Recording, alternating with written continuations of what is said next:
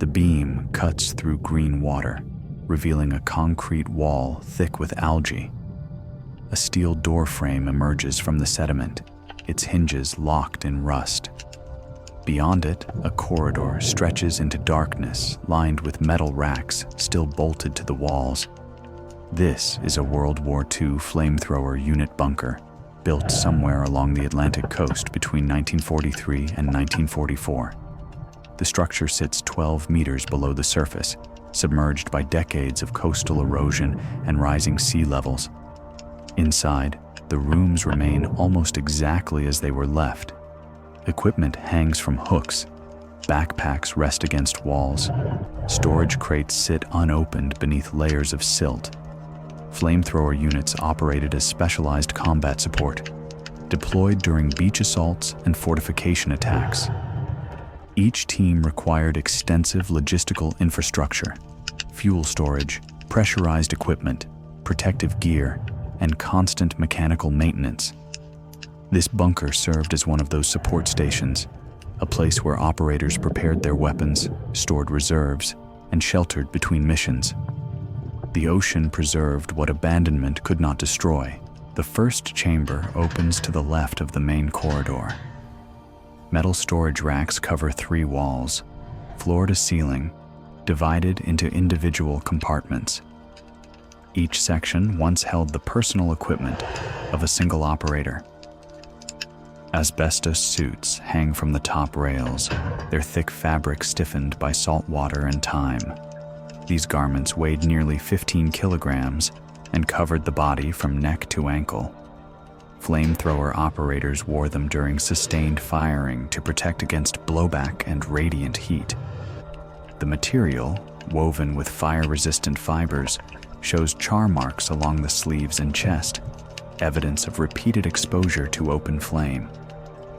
Below the suits, heavy gloves rest on lower shelves. The leather is cracked but intact, reinforced with double stitching across the palms and fingers. Next to them, face shields with hinged visors lie stacked in rows.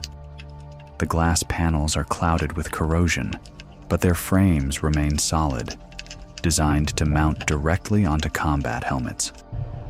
On the right wall, a different type of equipment fills the racks. Canvas harnesses with steel buckles and adjustable straps once secured the flamethrower fuel tanks to an operator's back. The tanks themselves are absent, likely stored elsewhere or removed during decommissioning. But the harness straps show wear patterns where metal cylinders pressed against fabric for hours at a time. A wooden bench runs along the back wall. On its surface, pairs of steel-toed boots stand in a neat line, laces still threaded through eyelets. The soles are reinforced with metal plates, necessary for operators who advanced across debris fields and through collapsed structures. Each pair is marked with faded identification numbers stenciled along the inner heel. The room was designed for efficiency. Every piece of gear had a designated position. Every operator knew exactly where to reach in darkness or under pressure. The racks remain organized even now, a frozen inventory of what it took to operate one of the war's most feared weapons. The next chamber holds the mechanical heart of the operation. 3 workbenches dominate the space, their surfaces cluttered with disassembled components and scattered tools. Fuel canisters line the floor beneath the benches, cylindrical steel containers roughly 30 centimeters tall. The canisters held a thickened gasoline mixture, designed to adhere to surfaces and burn longer than standard fuel. Each canister connects to a pressure system that forced the fuel through a flexible hose to the ignition nozzle. Several canisters remain sealed. Others sit open, their caps removed and placed carefully beside them. On the center workbench, a pressure valve assembly lies in pieces. The valve regulated fuel flow and maintained consistent pressure during operation. If pressure dropped too low, the flame would sputter. If it spiked too high, the hose could rupture, or the nozzle could backfire. The components are spread across the bench in the exact sequence of disassembly: outer casing, spring mechanism, rubber gaskets, inner valve core. Toolkits rest open beside the valve parts. Wrenches, screwdrivers, and pliers with cloth-wrapped handles fill metal trays.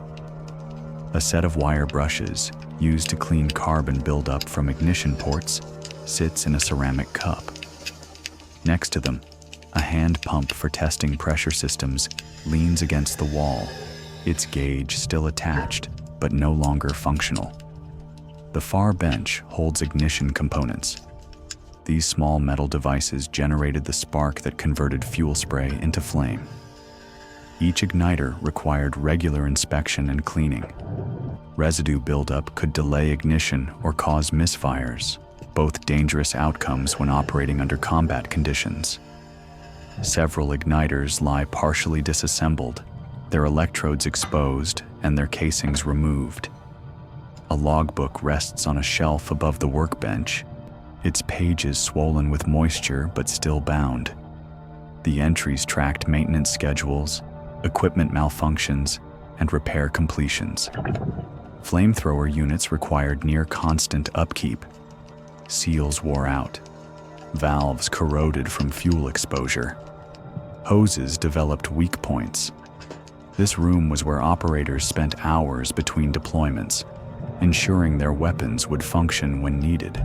The third room feels different. The walls are bare except for a single row of hooks near the door. Backpacks hang from several hooks, their canvas fabric darkened, but still structurally sound. One pack has partially opened, its contents spilling onto the floor.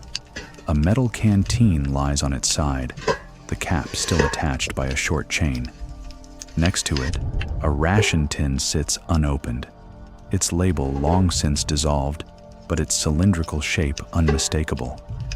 A small leather pouch, designed to hold personal documents, rests nearby.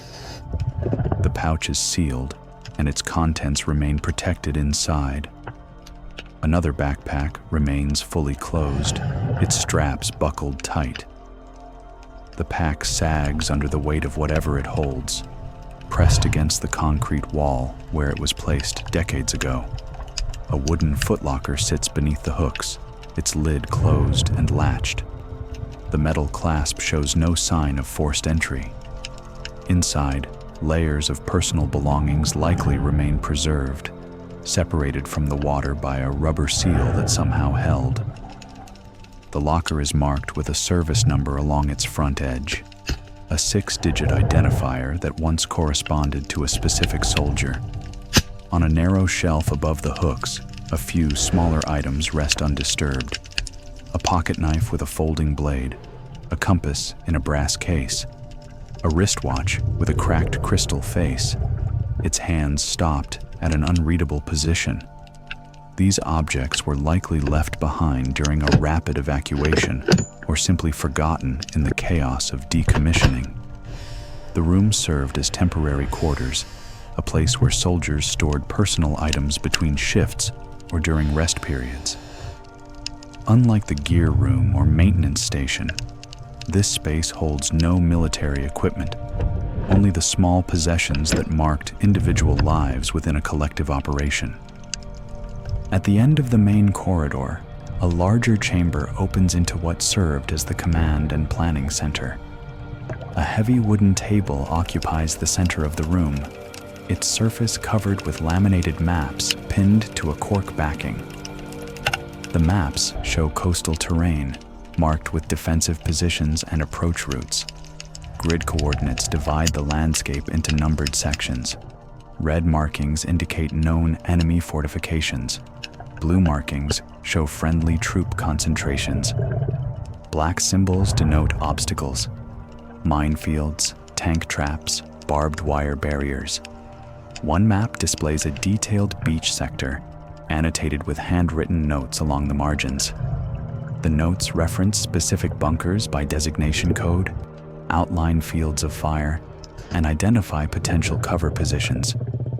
The detail suggests this bunker supported operations along a heavily fortified coastline, possibly in preparation for or in response to amphibious assaults.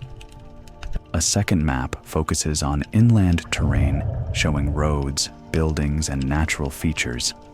Arrows, drawn in grease pencil trace movement paths from the beach inland.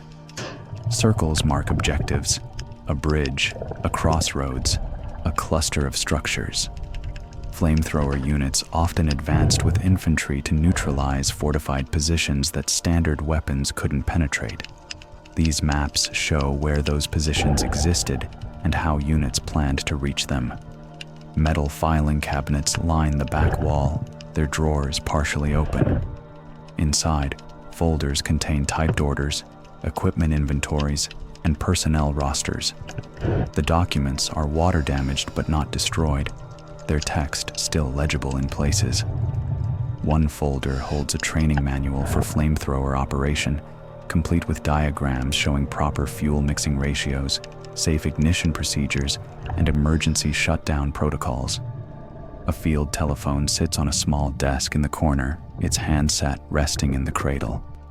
The wire trails across the floor toward a conduit in the wall, leading to an external communication line that no longer exists. The telephone connected this bunker to other defensive positions, allowing real-time coordination during operations.